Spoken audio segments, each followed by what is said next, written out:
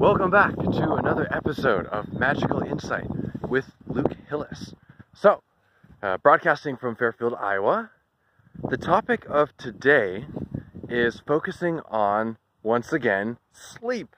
Now, why do I make so many videos about sleep and the power of sleep and the impact of sleep? It's because it's such a huge game changer for me and for everybody I know who really takes this seriously. It's like, you can think of an analogy like maybe a business opportunity.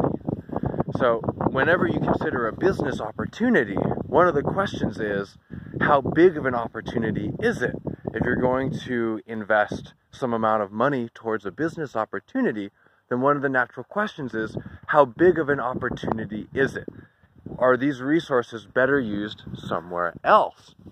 And in the world of self-development and energy and positive psychology and success and all of that, I choose to focus on sleep so much because it, to me, is really the number one game changer that I've experienced in personal development, in happiness. Sleep and meditation. Those are like the two biggest things that I can recommend for everybody. And sleep, what's great about it is that it's just, it's free. It's, we've all been doing it since we were babies. It's very much, I think they're both really powerful, but if you have to pick one, I'd start with sleep.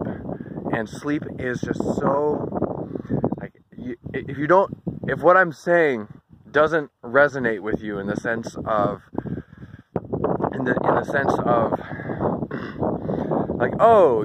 I don't think sleep really makes that big of a difference for me, then I think you've never really experienced recently being very well rested. And it's worth it to really give it a shot. So, let me describe the impact that I've been experiencing recently since I've been much more on top of my sleep the last couple of weeks. I used to be on top of my sleep for months at a time. The last couple of months, I have not been. And then the last 2 weeks, I have been again. And the contrast is just so clear. So I've been experiencing every day, in the context of my work, for example, this ability to just blaze through what I'm doing. I sit down to work on a project, and I just immediately perceive all the pieces of the project and how to do them. And it's just a matter of just blazing through one thing after the next. And this is different from my experience before, where I would sit down and I wouldn't feel like I really understood exactly what I was doing. I'd have to dig into it to really understand, and I'd feel some anxiety, like how big is this, how complicated is this? But now it's just there. It's like the difference between having names of people or places right on the tip of your tongue versus having to pause and oh, what was that person's name? And it's just a different energy. And when you live with that sharp, ready energy, every minute for multiple hours, it's like you get a ton done. That's how I've been feeling. Just get a ton done. And then while I'm working, something pops up here, something pops up there, things that'll take 30 or 45 seconds or a minute to deal with effectively if I'm really clear with it. And I just take a little zig off of what I'm doing, take care of it, come right back without even losing a beat hardly. Whereas before, if I took my attention off of what I was doing to focus on something else, I would sort of lose my momentum. And I have to regain my momentum with what I was doing before. So I hated little distractions. But the reality was there was always a lot of little distractions. And so it was always a challenge. But now I feel like I can just like I'm moving in one direction, and then something comes off to the side, I can just sort of reach out my hand and capture it and keep moving, if that made sense.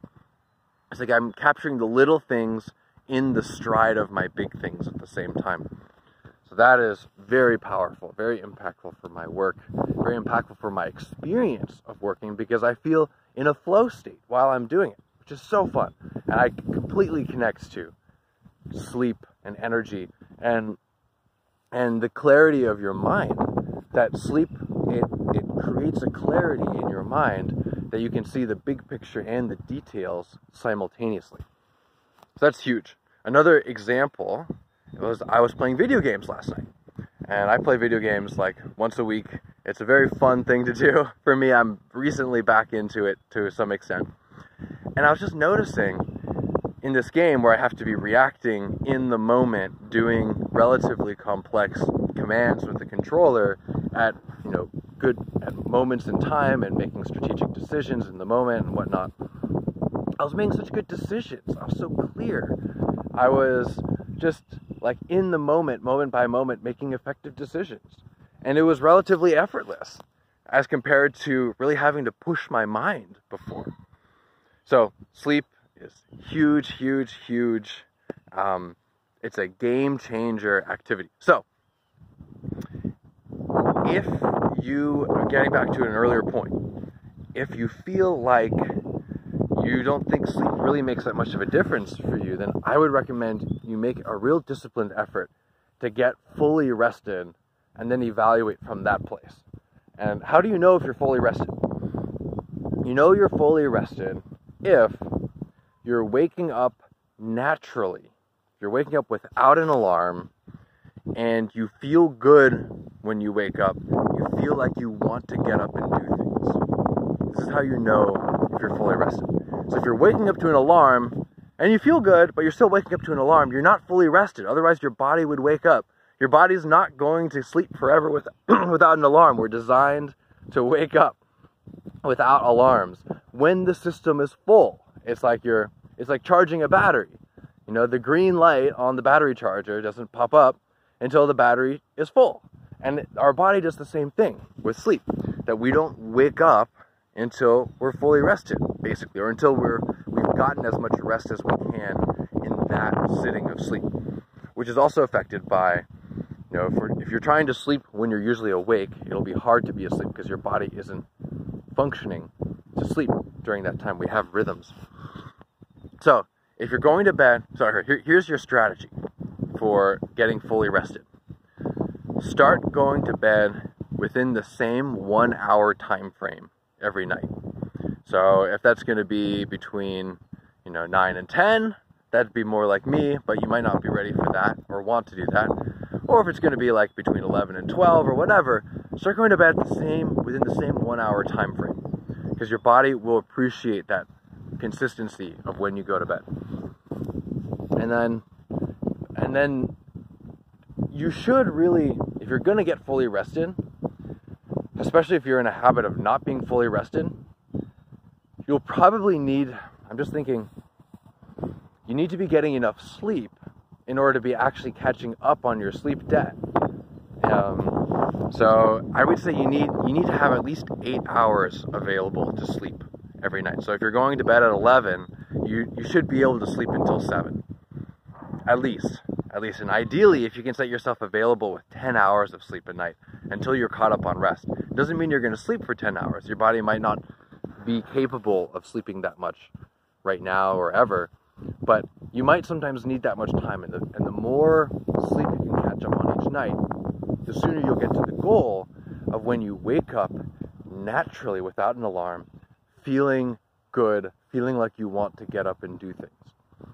And then you should be waking up like that consistently. I would say for, or mostly consistently for a week or two. And then you've caught up on rest. And then evaluate how you feel. If you don't feel any different than before, then that's that. But probably you'll feel like you're living on another level of life.